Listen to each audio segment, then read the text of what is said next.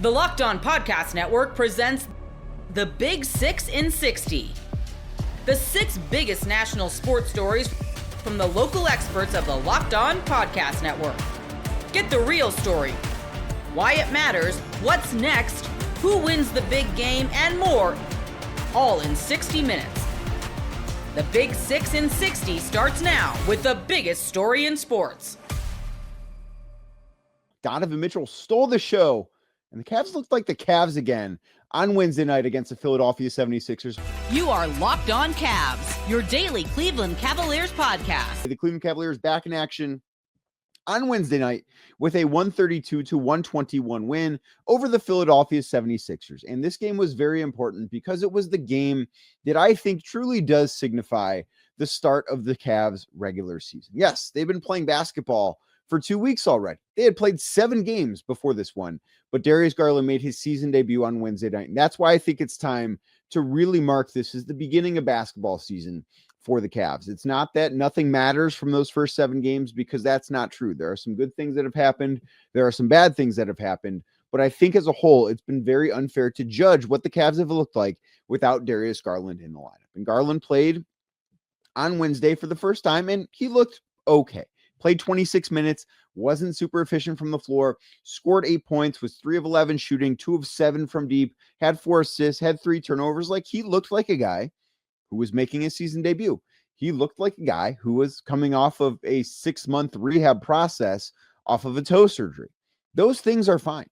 That is, I think, what I expected out of Darius Garland. I don't think that we should be judging Darius based upon this one game, but I think the fact that he was back on the floor, the fact that I thought he moved around as well as he did, like, that was one of the things. Does Darius Garland look like, the guy that was an all-star last year? Does Darius Garland look like a guy that has the requisite burst in his step? I think those things were very clear that he did that.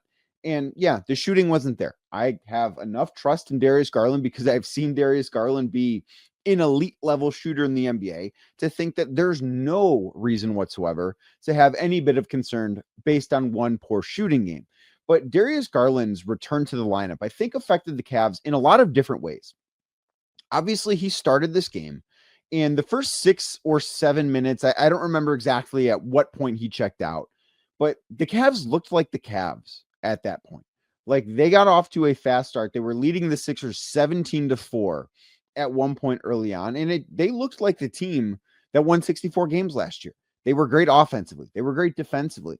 I thought the ball movement in this game, and the tracking numbers as I record this very late on Wednesday night, are not yet available, so I can't dive into how many drives they had or how many passes were thrown. Maybe I'll touch upon that for Friday's show. But the ball was moving at a rate just to the naked eye that I hadn't seen at all throughout the year. And the Cavs have had some good moments in their first 7 games. Don't get me wrong. Like, certainly at times against Milwaukee, they looked very good. At times against Atlanta, they looked good. At times against Brooklyn, back in the first week of the season, they looked good, but they never looked like this, right? Like, I think the Cavs offense without Garland had gotten too stagnant, and that is to be expected. And to be fair to the Cavs here, it's not just that they were missing Darius Garland. They missed Sam Merrill for a few games. They had missed DeAndre Hunter for the first couple of games of the season. They had missed Jared Allen. Not that he's necessarily a ball mover, but he is a good screener, and that is something that I do think impacted the Cavs offensively. So it's not just that they had missed Garland. It's that they had not been whole even without Darius for most of this season. Like, they basically played a game and a half, the game against Milwaukee and then the first half against Detroit, with what they thought was going to be their starting lineup going to the season available to them. But Darius being back, and yes, Sam Merrill was back in this game and Jared Allen was back in this game. DeAndre Hunter did not play in this game because of an illness. But Darius being back, to me, put the Cavs back to where we think the Cavs should be. The ball was really moving around. They were able to create offensive advantages in ways that they weren't able to do so before. And Darius being back on the floor was about so much more than what does Darius look like? How does Darius play? It was about how the rest of that group could feed off of him. It was about the way that he could put his teammates in advantageous positions. And there are other guys on this roster that are capable of doing it. But I don't know that anyone else on this roster is capable of doing it in the same way that Darius Garland is capable of doing it for his teammates. And I think that's a really important thing. Kenny Atkinson earlier this week, both at practice on Tuesday, and then I asked him about this prior to the game on Wednesday. He talks about Darius Garland being an advantage creator, somebody that can blow by their defenders, somebody that can set their teammates up in the perfect spot. And Donovan Mitchell is capable of all of the things Darius Garland is capable of in that regard. But I think that Darius Garland, and I think Donovan, since he's gotten to Cleveland, has grown tremendously as a passer. But he's not the passer that Darius is. And then you look at somebody who is, I think, the passer Darius is, and maybe a different style, but certainly same caliber in Lonzo Ball. He's not the same advantage creator because I don't think he has the same burst. I don't think he has the same ability to finish at the rim. He's not the same offensive threat with the basketball in his hands to score that Darius Garland is. So I think that Darius has that special combination that even on a night where he's not scoring the basketball super efficiently, where he's not, he looked rusty as far as that went. And again, that's fine. He's still able to have such a big impact on how the Cavs look offensively that's why I come out of this game thinking, okay, it's not going to all be built tomorrow. Like the Cavs play again on Friday. Maybe they look great. Maybe they don't. They play again on Saturday after that. Maybe they look great. Maybe they don't. But I think that Wednesday night serves as a reminder, even without DeAndre Hunter, and Max Strus is still, I think, a ways away from making a return. I still think we're looking at 2 months probably before he's back on the floor. But even without those guys, I think that this serves as a reminder of just what the Cavs are going to be capable of, because it's going to take them some time to get up to speed. They're not done having growing pains that they've been talking about. Those things are still going to exist. But this was another reminder of, oh yeah, the Cavs are really good. Like the Cavs offensively, they were 26th in the NBA coming into Wednesday night. And yes, Philadelphia was on the second night of a back-to-back, and Philadelphia didn't have Joel Embiid, and they didn't have Jared McCain, and they didn't have Paul George. This is not about who they played. It's about how they look. The Cavs' offensive rating coming into this game was 111. In this game, their offensive rating was in the 130s.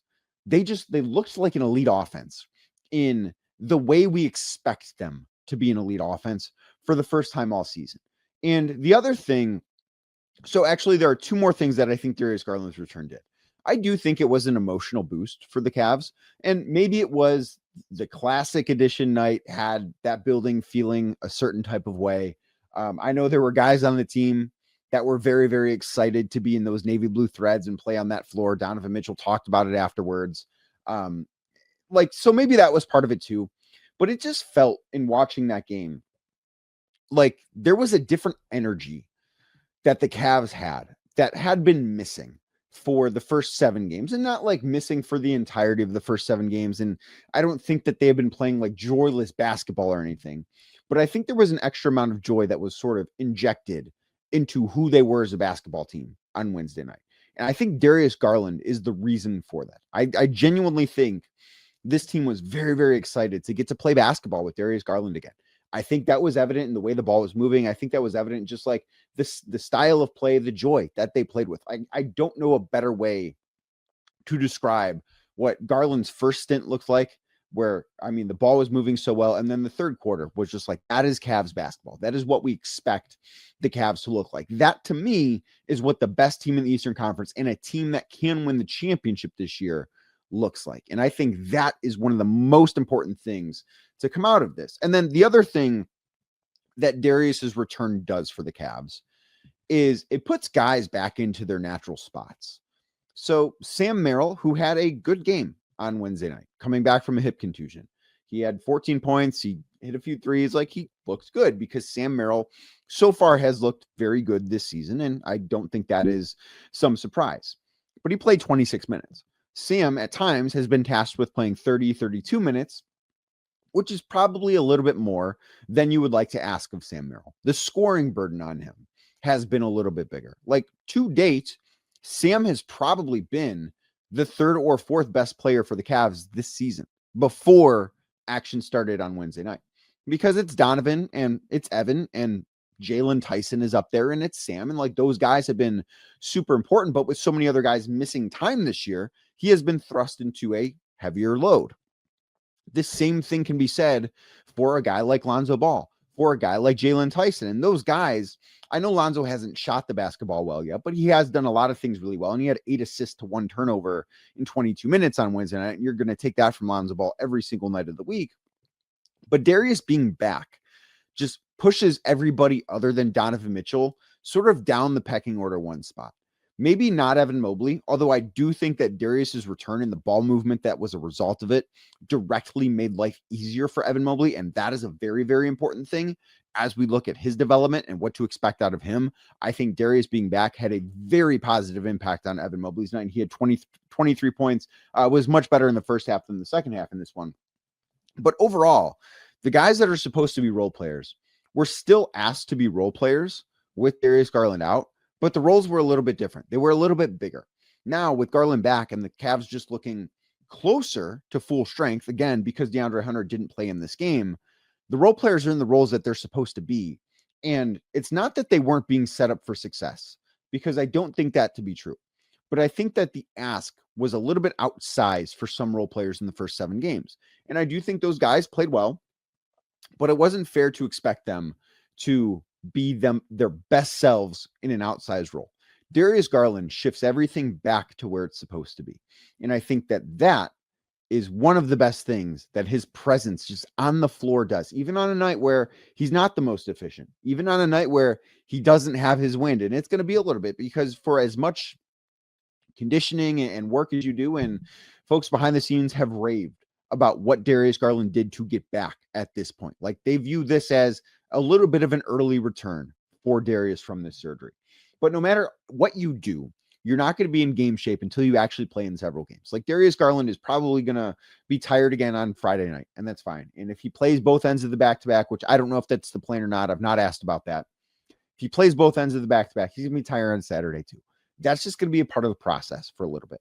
But overall, I think that there are some really, really encouraging things to look at from Garland's return to the floor. The Cavs are going to be better for it, and I think Wednesday night was just the first sign of it. The NFL season is rolling along, and FanDuel is making sure you're ready for the weekend with a can't-miss offer. Right now, new customers can bet just $5. And if your bet wins, you'll get $300 in bonus bets to use across the app. I love using FanDuel because it fits however I want to bet in the moment. Player props, building a same-game parlay, or even jumping in live as the action unfolds. It's quick, it's easy, and it's the best way to add a little more energy to Sunday. So are you ready to play?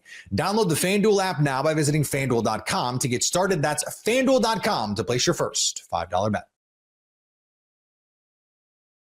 Patriots look to extend their winning streak while the Bucs look to come out of their bye week hot. We're going to start things off with the Patriots because this is a really, really interesting matchup based on where these two teams are right now, how they've been playing over the course of the last month or so. But you have the Bucs coming out of the bye. You have the Patriots getting ready to play this road game and then be on a short week and play on Thursday night. So I'll kick it to you first. What is the biggest story right now for the New England Patriots outside of maybe Drake May being one of the MVP leaders in the NFL? Quite a fun surprise there.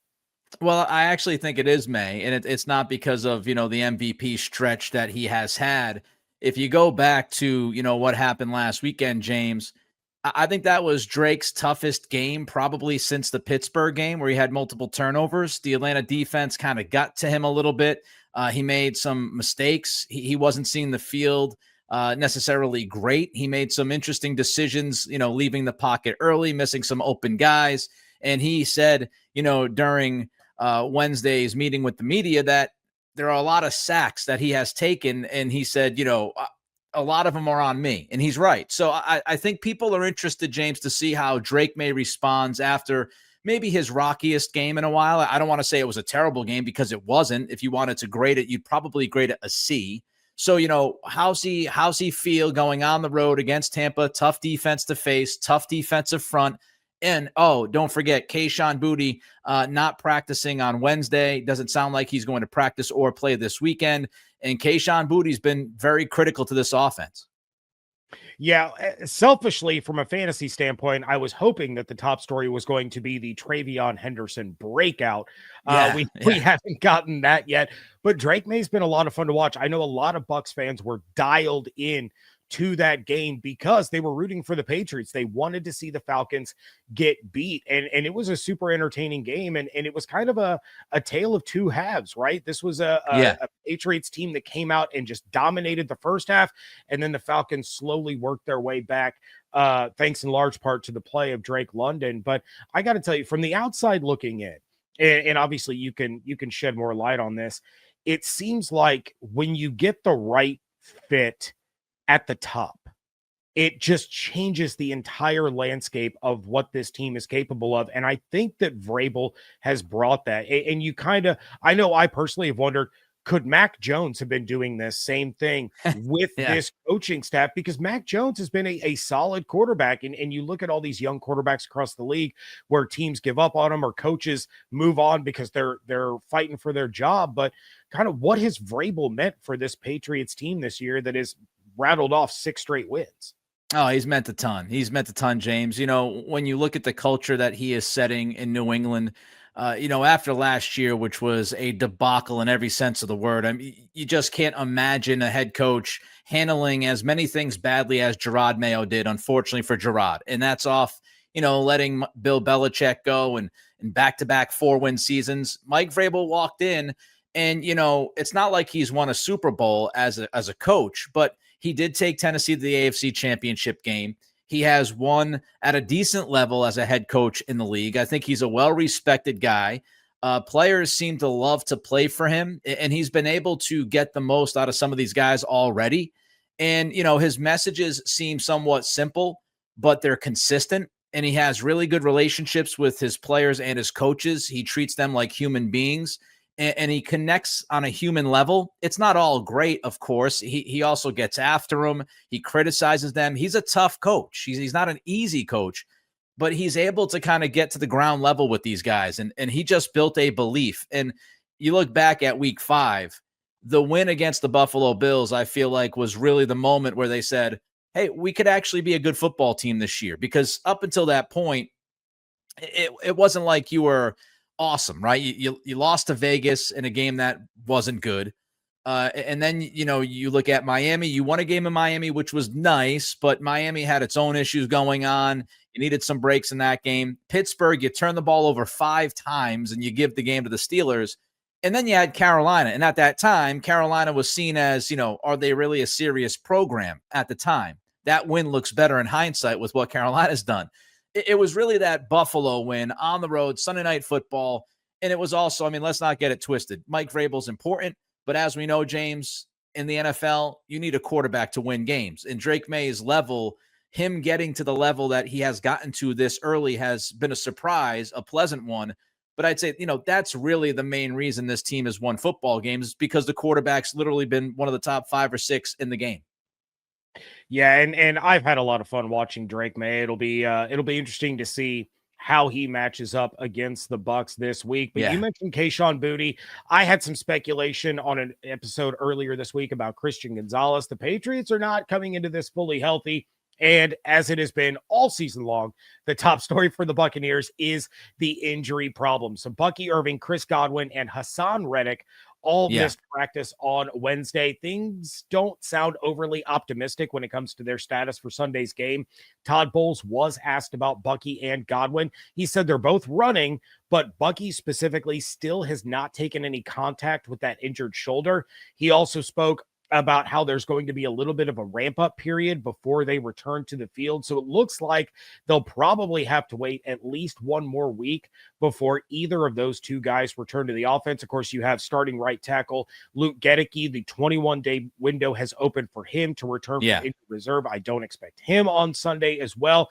But looking ahead, that's obviously big positive news for the Bucs. Now, I've talked a lot about Bucky and what his return could mean for the offense. And if that isn't going to be this week, unfortunately, that could spell trouble for the Bucs. Rashad is averaging just 3.7 yards per carry, and he does have 4 touchdowns, but over the last 2 games, 73 yards on 23 carries. Going against one of the best run defenses in the NFL, looks like things are going to be on the arm of Baker Mayfield, as well as the protection of the offensive line. Baker has struggled the last couple of games due to injury and protection issues. The Bucs will likely be rolling with the same weapons that they've had for the last game and a half with Mike Evans out. So that's to say it'll be Rashad and Sean Tucker in the backfield, and then Emeka Ibuka and a bunch of other guys at receiver.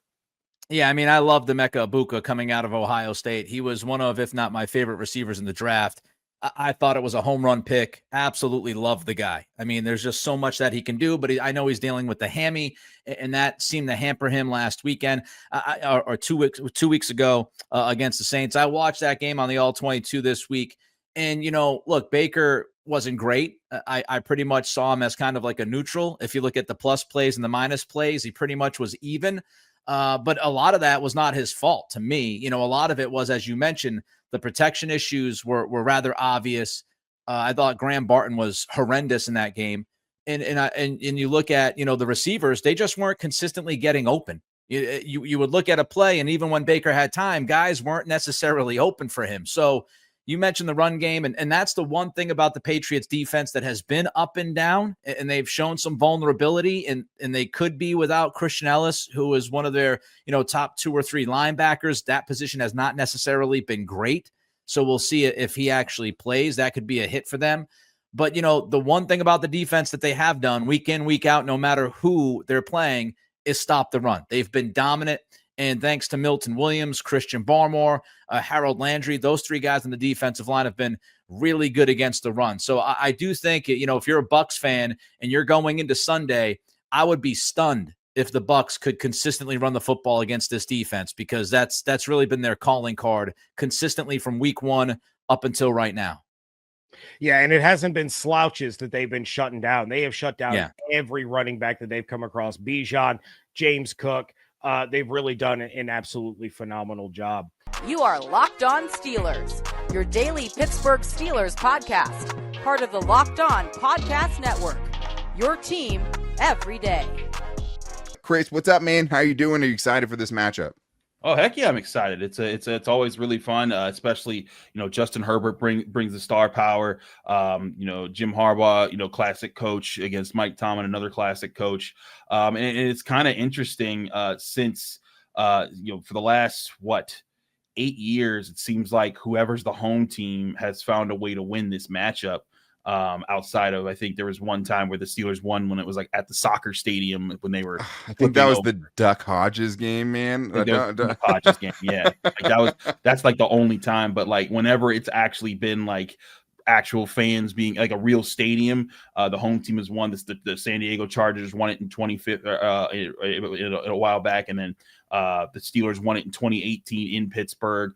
The Chargers won in Pittsburgh in 2018. But since then, the Steelers won the last time at Heinz Field or Acrisure Stadium in 2024. And then 2021, you had that crazy shootout, 41-37. So it's been an interesting back and forth between these two teams. But I do think it's going to be interesting because both of these teams, like you said, are vying for playoff spots in what I think is becoming a more crowded AFC playoff race.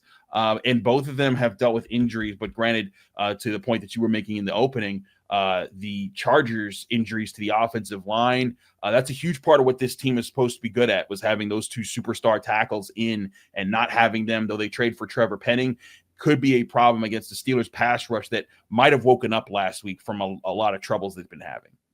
Yeah, I think you would say that for sure. But Crossover Thursday is presented by PrizePicks. Download the PrizePicks app today and use the code LOCKEDONNFL to get $50 in lineups after you play your first $5 lineup. And we have to start with the biggest story. But yeah, to your point, I mean, you have the Le'Veon Bell Wildcat walk-off touchdown, several years ago. You have the shootout last time, 41-37, and the Big Ben Justin Herbert thriller. But going into this matchup, what do you think the biggest story is for the Steelers? The biggest story is the defensive shift that they've made, and I wrote about that in the Pittsburgh Post-Gazette. Go check that out at post-gazette.com, where I break down the film of this. But the Steelers went from a team that wanted to live in single high safety looks, where they played a lot of man coverage and trusted guys to just live on islands, and then blitzed a whole lot, to a team that plays a lot of two shell safety looks, where they could be aggressive and underneath coverage, but not have to live particularly on islands. And then they didn't blitz as much. And that shift disrupted what the people who do the advanced analytics stuff said was the most efficient offense looking like in NFL history since they've started analyzing efficiency offense. That's in the Colts offense that still, I believe, leads the NFL in points scored and yards gained and yards per play because they've been highly efficient this year in how they've moved the ball and how they've got in the end zone. On only 2 of their 11 drives last week did they make it into the red zone. And the Steelers defense disrupted what they wanted to do in the run game, what they wanted to do in the quick passing game. And that's what's different right now. If you're looking at the Steelers pass rush numbers, as you were talking, Daniel, before the show, and you asked me, how are their pass rush numbers so terrible? They're giving up the most passing yards in the league. Well, partially it's because I think all year they were kind of going on this plan where they were saying, hey, we have the man cover corners who can just be really sticky in coverage, and we can just blitz aggressively and send all these angles at you. But the problem was when they're in these man coverage, these guys, Jalen Ramsey, still dangerous, still tough, but Darius Slay, mindful of his skills, they don't have the same shutdown speed that they used to in their primes. And so they are giving up a lot more underneath quick passes. And that's what quarterbacks were kind of living on against the Steelers, especially Joe Flacco and Jordan Love in back-to-back weeks. They were just quick throws, and then they hit on the occasional deep bomb. But a lot of their offense was built on getting off the quick throw, getting the easy yards, and it keeping the pass rush from ever getting home. Well, against the Colts, that changed. They ran 2 high safeties, which meant those corners, they could jump a few more passes underneath. They could try to press you a little bit more. And if they got beat, they knew they had safety help. And that forced that forced Daniel Jones to hold on to the ball a little bit more. He got sacked, I think, 5 times in that game, threw 3 interceptions, had 2 sack strip fumbles that the Steelers recovered. They were just all over it. And that's the kind of defense this team wants to play. They want to stuff your run, they want to rush your quarterback, and they want to force mistakes that they're opportunistic on and cause turnovers. The Steelers' 2 best wins, I think, this season have been the Patriots and Colts, the 2 top seeds in the AFC, and both times they forced at least 5 turnovers. That's the ticket to this game. And if I'm the Chargers, I need to find a way to get this run game going. I need to find a way to get this quick pass game going, and I need to find a way to disrupt that pass rush from getting active and disrupting Justin Herbert. That's when the Steelers are at their best. Yeah, easier said than done. You know what I mean? I mean, that is, of course, the Steelers figuring it out, kind of finding the formula the week before they play the Chargers isn't great news. But at least the Chargers have some tape on it now, right? Because it definitely seemed to disrupt the Colts and what they were doing last week. That being said, you still have to go out there and stop the hottest running back in the league, and they did that very well. Also, just turned Daniel Jones back into a pumpkin, and the Chargers saw it a couple of weeks ago where, the Colts ran through them like a buzzsaw and put up 38 on him, and the Chargers just couldn't keep up in a shootout type of a game, turned the ball over twice, which didn't help him either. But I think for me, the biggest story is, especially considering what the Chargers are dealing with, is just like, can Justin Herbert carry this team enough to go beat what I think is another good team? And what I saw last week was a defense that looks like a good defense again, because like you said, quarterbacks have been able to have their way a little bit with the Steelers, but with the shift last week, maybe that's coming a little bit back down to earth, because as it stood, it was 4 out of 5 games where quarterbacks were throwing for at least 340 yards against this Pittsburgh Steelers defense. And the last time Justin Herbert played them healthy, he had 382 passing yards and 90 rushing yards. The 90 rushing yards is an interesting point, because if you think if it's a lot of man coverage, things would be a little easier for Justin Herbert to find the time to be able to scramble and do what he's done really well this year, which is have the most rushing yards out of any quarterback in the entire NFL. That feels like a little harder to do against a more zone-heavy look that maybe the Steelers are going with this week. But also, you have a guy in Justin Herbert who is the king of the cover 2 hole shot right down the sideline. You saw the Colts go to that quite a bit last week with Alec Pierce and some other guys, Michael Pittman at times, trying to find the in-between of those zones and being able to attack that area of the field. Justin Herbert can do that. He can only do it if he's standing up, right? And I think that is the biggest thing, is just like, can Justin Herbert keep up the magic act? Can he keep playing Houdini in the pocket and giving this Chargers offense a chance? Because their offense, especially without Marion Hampton, has been very hit or miss when the running game goes. And Christopher, I just think that, man, like, it's asking a lot for Justin Herbert to go out and beat the Steelers defense on his own, but it also feels at the same time like that's kind of what it's going to have to take for the Chargers to get a win. I think that's the big thing here is Justin Herbert. I think he has a lot of potential that hasn't had a chance to shine too bright, because there's a lot of superstar talented quarterbacks in the AFC. You think back since 2017, the AFC has been represented by 3 quarterbacks in the Super Bowl: Tom Brady, Patrick Mahomes, and one time Joe Burrow. And it's wild to think that, but it's just been that blown up. And that kind of pushes off to the side Lamar Jackson and Josh Allen, who feel like they're having their own Super Saiyan battle going on, right? So Totally. then Justin Herbert's just like, hey, I'm here too. That's kind of what it's been. But I think that's the shame of the situation for the Chargers right now. I really think Justin Herbert's doing a really good job handling situations right now for the Chargers. I mean, you see him, whether he's blitzed or not blitzed, he has the same touchdown interception ratio. He's trying to manage things. He doesn't have the run game that Jim Harbaugh wanted to have with the investment into Omar and Hampton and Najee Harris to have this thing. The investment they put in this O-line, it's just kind of wild to see all that. And so that puts a dent in things. But I think that what the Chargers look at, if you can find a way to get this run game going, catch the Steelers off guard with some alignments that maybe you haven't used some before, and get the run game going, that's the kind of stuff that can start to open up weaknesses in the Steelers defense, to open up the short passing game. And then when you get the short passing game going, then that pass rush can't figure you out, because that's what they're trying to do right now. They don't move TJ Watt around a whole lot. They'll keep him over the right tackle for most of the game, but they will move Nick Herbig, the third-year pass rusher out of Wisconsin. They will move Alex Highsmith. They will blitz different off-ball linebackers. They will send the occasional corner blitz, but they'll also drop one of these guys randomly into coverage, and that's what kind of caught Daniel Jones off guard with one of his interceptions. He thought that he had an underneath receiver, and Peyton Wilson was just sitting there waiting for the pass. And that's where Justin Herbert's going to have to be careful as he goes through his reads. The Steelers are trying to trick you into, at least last week, they're trying to trick you into the quick pass that you judge way too quickly, and they just jump all over it, and then they're being opportunistic. If Justin Herbert allows the Steelers defense to create turnovers, that's the exact kind of football Mike Tomlin is engineering as a head coach right now. The NFL season is rolling along, and FanDuel is making sure you're ready for the weekend with a can't-miss offer. Right now, new customers can bet just $5. And if your bet wins, you'll get $300 in bonus bets to use across the app. I love using FanDuel because it fits however I want to bet in the moment. Player props, building a same-game parlay, or even jumping in live as the action unfolds. It's quick, it's easy, and it's the best way to add a little more energy to Sunday. So are you ready to play? Download the FanDuel app now by visiting FanDuel.com to get started. That's FanDuel.com to place your first $5 bet.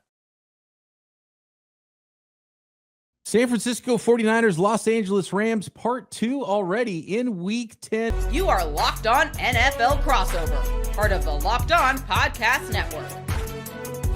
Your team every day. It was 5 weeks ago, week 5, the San Francisco 49ers kind of shockingly, after some big injuries, go down to LA, short week, Thursday night football, and were victorious and won over the Los Angeles Rams. And that was a wild game. There was a lot of weird twists and turns in that football game. And it's always fun when these two teams get together. So 5 weeks later, the Rams have not lost since. In fact, have hardly given up any points since. I think 20 combined points, which is fewer than they allowed in that one game against the 49ers. So a nice little run. What's the biggest storyline right now with these Rams coming into week 10? Yeah, it's funny, Brian. Like you said, it felt like the Rams were set up to kind of have. It's never easy, obviously, but it was certainly the field was tilted in the Rams' direction going into that one. And the first half, I think it was the worst half of football that the Rams have played all season long. They could not get anything done. They had no answers for Mac Jones, and they've been really, really good since, on both sides of the ball. I think as far as the biggest storylines go, I quite frankly, I've talked about this with everybody on all the crossovers all season long after about that San Francisco game. So I kind of lose track of who I've said it to and who I haven't said it to. Rams can't kick at all. At all. They can't. They basically have stopped even trying to do it. They missed another kick against New Orleans last week. They've played 9 games. They've missed 8 kicks, which is just crazy. And they brought in another kicker this week to have a little competition with Josh Carty. They brought in a former long snapper for the Rams, Jake McQuaid, that's coming in to kind of push Alex Ward a little bit. We'll see whether or not they make a change by the time it comes to Sunday. But I think, the Niner-Ram matchup always seems that the Rams always have weird games against the Niners. They don't quite look like themselves when they go up against a Kyle Shanahan team. But for me, at least, going into this one, it's whether or not do they use the new kicker or the long snapper or both, or do they continue to do the inexplicable, which is run those same guys out there who have been terrible all season long? Wow, good old-fashioned kicking competition mid-season. And for a team that's 6-2 right now, trying to go win a division, that's not good when the kicks aren't going through the uprights. And I know the 49ers and 49ers fans that are listening to this know the feeling, because we went through some weird stuff here in San Francisco with the kicking game, and have now settled on, I mean, everyone was changed in the offseason with the special teams for the 49ers. New special teams coordinator.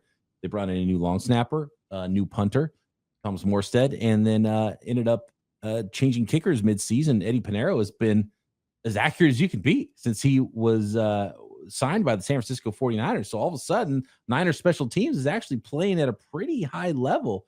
And was it a blocked kick, or was it just a miss? Something happened in the Niners game with the Rams too. I believe, and I'm going a little bit by memory here, I believe it might have been both. Yeah. if I'm going back, it was certainly at least a miss. Maybe somebody got a figure on it. What's so crazy, like you mentioned, the Rams are 6-2. They're good. I mean, they've got a really good offense. Their defense is, I think, better than anybody really realized. And you mentioned they've only given up a small couple of handfuls of points in the last 5 weeks. But the 2 games they have lost are both directly connected to their inability to make kicks. You know what happened in the San Francisco game, and they lost in Philadelphia, where they had not one, but they had 2 kicks blocked in the fourth quarter. Yeah. So, if they make the Rams probably should be 7-1. They beat the Colts. They probably shouldn't have. They got a weird guy fumbled out of the back of the end zone going across the goal line situation. They probably should have lost that game, but they probably should have won the other 2. And we're not asking, 58-yard field goals at the buzzer. You're asking this guy to make PATs and 40-yarders, and they're just not making them. Well, Cardi was supposed to break the league with the kickoffs too, right? And the spinning kickoffs, and I know it's worked to some degree, but you got to be able to hit the field goals too. Well, it's funny. There's the theory that's kind of knocking around the Rams universe that part of the reason he's having so much trouble making PATs and field goals is because of that kickoff. That the stroke, for lack of a better word, to deliver that kind of knuckleball kickoff that he's been doing has affected his ability to kick. In fact, last week they had Ethan Evans, their punter, kick off a handful of times as well, I think in an effort to kind of just lock Cardi back into being able to make his kicks. But it didn't work because he missed another one. And, depending on who you ask, some people say it's the long snapper. Some people say that it's the protection. Some people think that it's Cardi. And when you're hearing that many people blame that many people, my guess is it's everybody. I think that there's Chase Blackburn, their special teams coach, is certainly largely to blame. And I've said this, my everydayers have heard me say this, Brian. At this point, I think it's Sean McVay's fault that he hasn't changed it. Like that he hasn't changed the special teams coach, that he hasn't changed the kicker, that he's let this continue as long as he has without addressing it. Now it's become a head coaching problem. Yeah, and I think in a lot of ways, the head coaches, they're, especially these offensive minds, they don't want to worry about special teams. They don't want to think about it. That was part of the process with the 49ers drafting Jake Moody in the 3rd round. It's like, okay, who's the best kicker? Let's draft the best kicker and just be done with it. And turns out, no, you're not done with it. You're never done with it. And I think that's how some of these coaches would like to treat special teams. And sometimes it shows. And actually, there's so many intricacies in. We had a really good conversation here on Locked On 49ers with Tabor Pepper, who was the former long snapper, and brought him in. We talked a little bit about it. It happened to just be right when the Jake Moody stuff was going down. And he talked about how different it can be with the snap and the timing that goes on with that, and how different holders hold. And so you get a new snapper and a new kicker, and it just can completely change the whole dynamic. And maybe that's what the Rams need. But this is another game.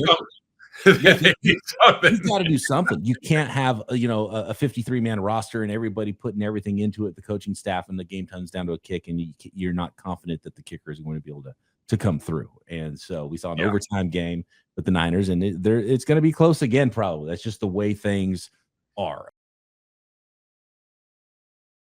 The NFL season is rolling along, and FanDuel is making sure you're ready for the weekend with a can't-miss offer. Right now, new customers can bet just $5. And if your bet wins, you'll get $300 in bonus bets to use across the app. I love using FanDuel because it fits however I want to bet in the moment. Player props, building a same-game parlay, or even jumping in live as the action unfolds. It's quick, it's easy, and it's the best way to add a little more energy to Sunday. So are you ready to play? Download the FanDuel app now by visiting FanDuel.com to get started. That's FanDuel.com to place your first $5 bet. Texas A&M, one of the elite teams in the entire country. Missouri has a third-string quarterback. Its CFP hopes clinging to life. You are Locked On Aggies, your daily podcast on the Texas A&M Aggies. Big picture here, Matt. Safe to say the Mike Elko era is off to a great start for Aggies fans, huh? Yeah, he's already got more ranked wins and top 10 wins in his first, 22 games than Jimbo Fisher and Kevin Sumlin had in like 3 or 4 years. So people are pretty excited about it. This is their highest playoff ranking, obviously, that they've had. And I could probably argue that they should be number one, which is what I did in my Wednesday show. So it's a pretty exciting time in Aggie land, that's for sure. But they've got a big test this weekend. Well, make that argument for for my listeners really quick anyway. Why should the Aggies be number one in the country? Well, I think that they have the best resume so far. They have the number one strength of record.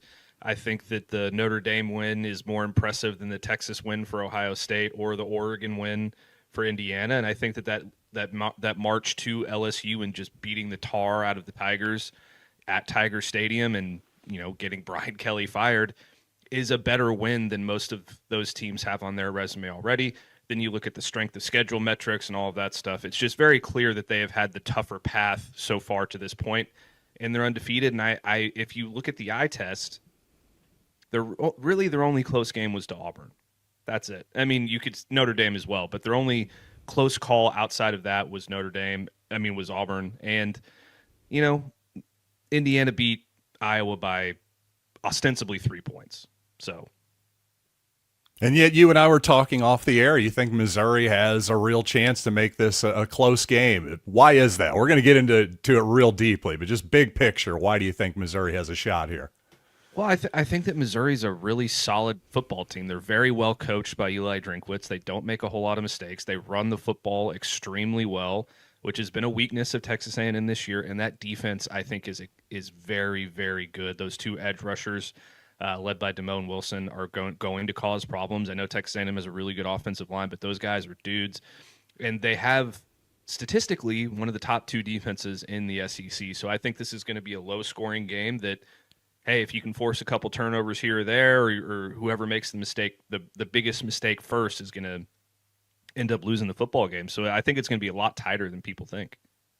Yeah, well, our friends at FanDuel definitely agree with you. It was 6.5, 7 last I saw, kind of bouncing back between those two numbers. One thing that's interesting, of course, is this is Marcel Reed's second year as a sort of, I don't know, what is this, half of a year was a starter last season. The reason it's a little ironic, Missouri did not see Marcel Reed famously last year. Eli Drinkwitz was not buying the talk that, no, Connor Wigman's actually going to start. Well, he did start and played quite well. I guess my question is, Marcel Reed, is he a better player than he was last season, or is this more just, hey, they got a couple of great portal receivers and that's really juiced the offense?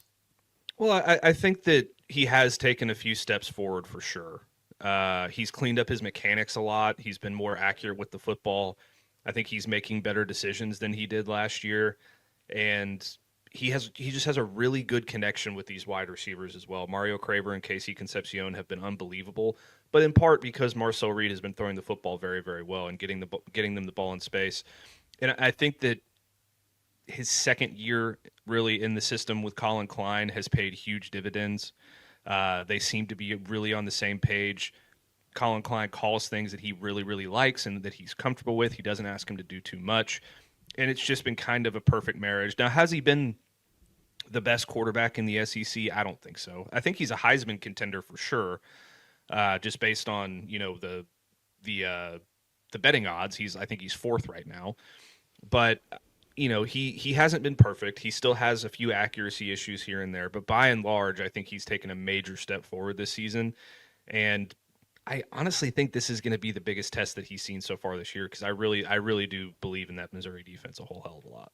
Well, that's a really big compliment. I'm a big believer in that Auburn defense as well. But I agree with you. Missouri's defense is stout for sure. And just generally speaking, what are Reed's strengths and weaknesses as a player?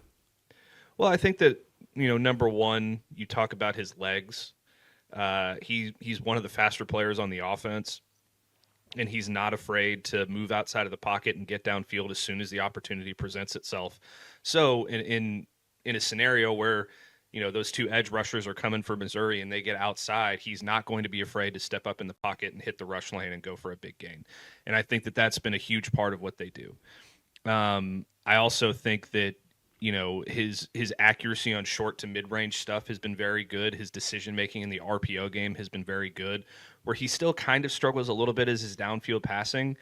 A lot of the Texas A&M explosives have come on shorter concepts that have just, based on the athleticism of the receivers, have caused them to break big. Sure. But he's a very good decision maker right now, and he's not afraid to put his body on the line and pick up some yards on the ground either.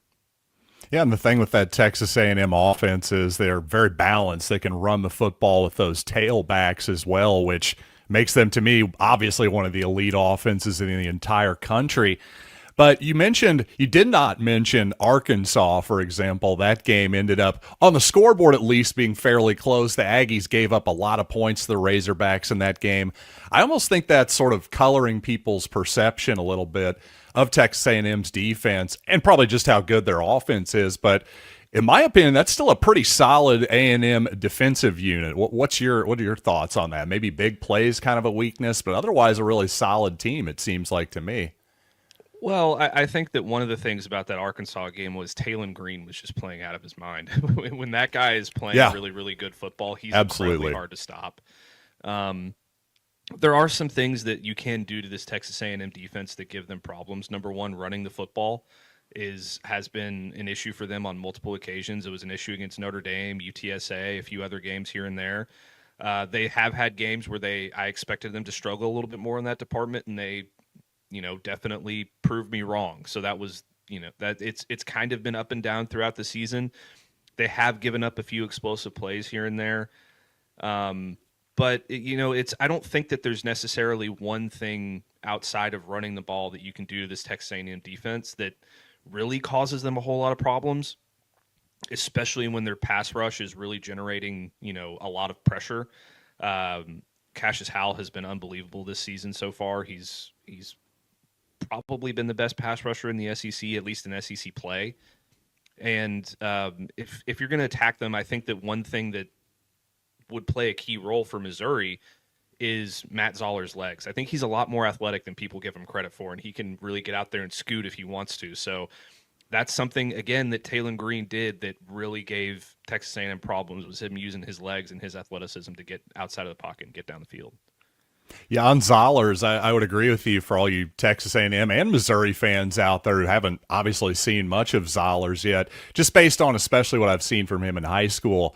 I don't know that he's going to be a quarterback designed run guy like Prabula was a lot, but he can definitely scramble and buy time for himself and pick up those 3rd and 8s when you need him to against man coverage, that kind of deal. So the NFL season is rolling along, and FanDuel is making sure you're ready for the weekend with a can't-miss offer. Right now, new customers can bet just $5. And if your bet wins, you'll get $300 in bonus bets to use across the app. I love using FanDuel because it fits however I want to bet in the moment. Player props, building a same-game parlay, or even jumping in live as the action unfolds. It's quick, it's easy, and it's the best way to add a little more energy to Sunday. So are you ready to play? Download the FanDuel app now by visiting FanDuel.com to get started. That's FanDuel.com to place your first $5 bet. Playoff implications in Iowa City. Ducks, Hawkeyes in a battle for aerial supremacy. You are Locked On College Crossover, part of the Locked On Podcast Network. Your team every day. Trent, coming into this season, when I was evaluating Oregon's schedule, Iowa was easily a top 5 most difficult game for the Ducks entering this year. It's on the road later in the year. There will be some elements in all likelihood that both teams will have to deal with. That'll be a second straight game for Oregon after the rain and windstorm they had at Autzen against Wisconsin. But I still feel good about Oregon's chances to win this game.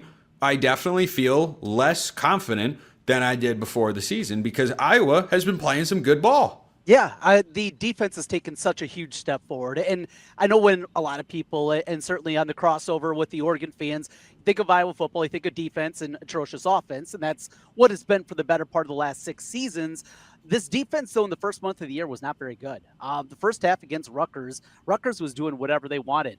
I don't know what happened in the locker room, what defensive coordinator Phil Parker said, or more importantly, what he did. He was dialing up a lot more pressure after that, and that's been the team we've seen here in the last month. But, Spencer, when we did our Big Ten talks throughout the course of the summertime, I told you this was always the one that I had circled because Iowa coming into the year had 2 top 10 teams coming to Kinnick Stadium. And coming into the year, I thought, well, Penn State, that's going to be impossible. So this is the more likely of the 2 that I was going to pull off the upset. Here we are. Now we know what happened to Penn State as we. Yeah, they got broken by Oregon. You're welcome. You're welcome. That aside, it worked. We'll take the victory any way that we can get it. But here we are again. And, there's very little matchup-wise. We'll talk about some of, I think, the elements that Iowa is going to have to do to pull off this upset here.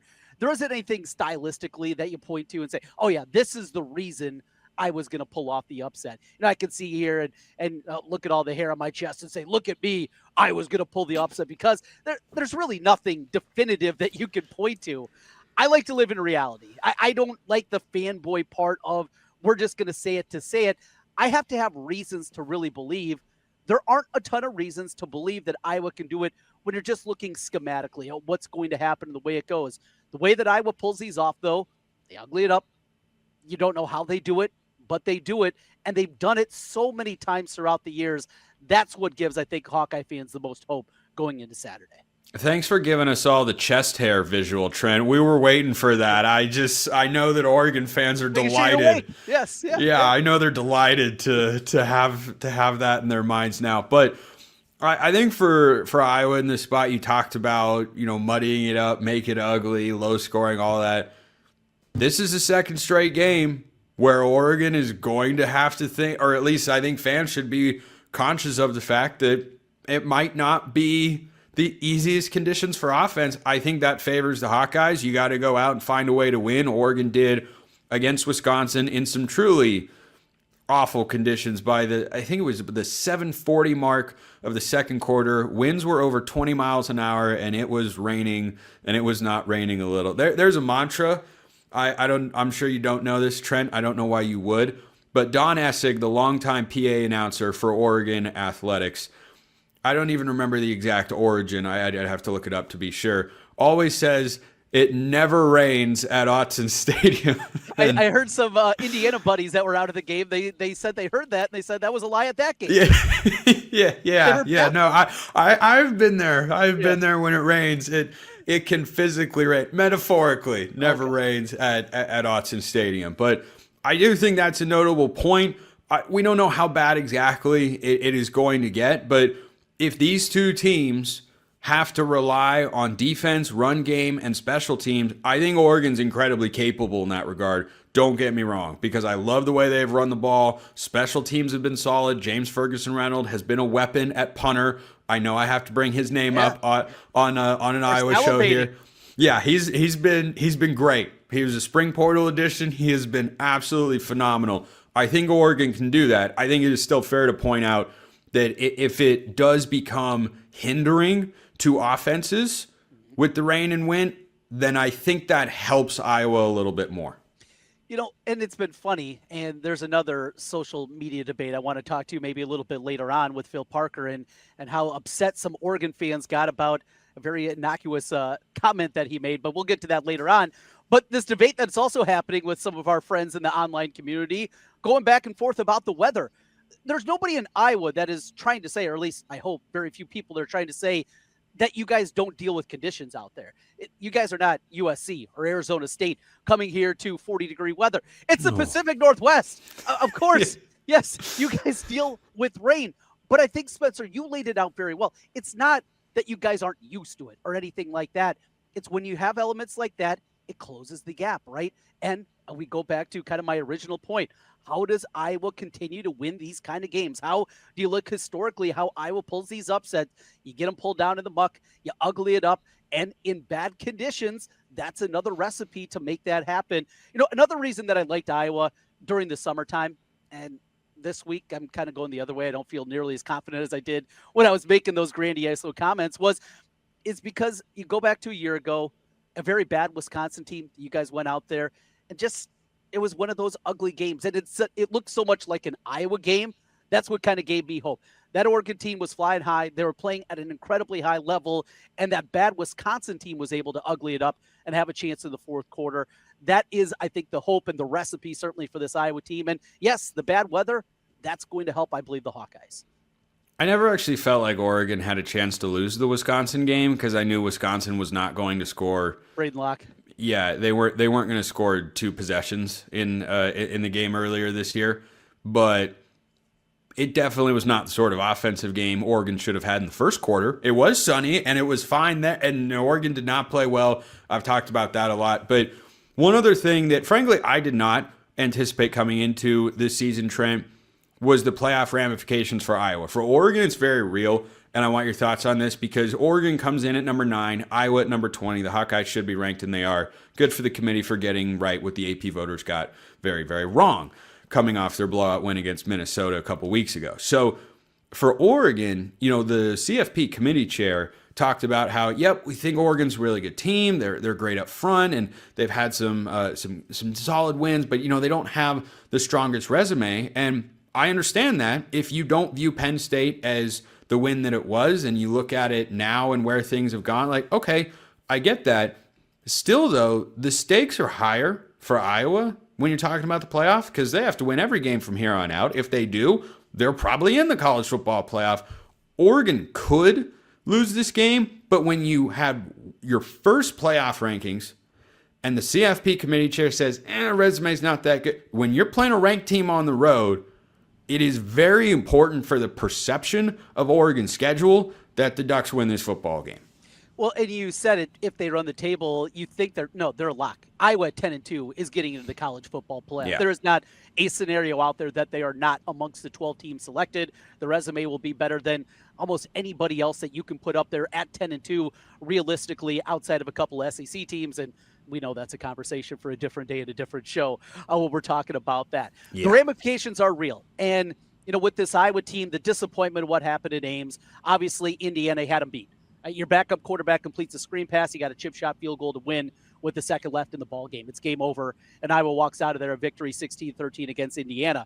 Alas, here we are, and now your backs are against the wall. But Iowa does have to run the table, and this is just kind of the first step in the process. Now, the following week, if Iowa does pull it off this week, and maybe this is a reason that my excitement isn't quite at the highest level, is because I know it waits. It's Iowa going on the road to the West Coast that has been a disaster. Well, I'm 45 for basically all of my years. Anytime that I was gone out there, it has been a disaster. It doesn't matter if it's a Rose Bowl, a regular season game. It has been awful outside of a Holiday Bowl against USC 6-7 years ago. That's been about the only time that it's gone well. So that's what still awaits them. Still in the front, having it here and getting to November with this real opportunity. Spencer, you remember a year ago, Iowa came into the season preseason top 25 for most everybody. They were kind of one of those dark horse teams coming into the year. Cade McNamara got broken again. He stunk. The offense stunk again, though the ground game was awesome with Caleb Johnson, and they lost a couple of early games. So we didn't have even the buildup now that we have. If it happens, you get another week of it, another week of that excitement. Look, Iowa's program's at a different place than Oregon. You guys are talking about competing, not just getting into the playoff, but making a run when you get into the playoff. We're searching for that. We've never been in the college football playoff. We were an inch away from doing it back in 2015 and lost to Michigan State in the Big Ten championship game. But that's what's in front. And that's why this week, and with the bye week kind of on top of it, it's been a lot of fun. But we know ramifications. This is just one of 4 for the Hawkeyes.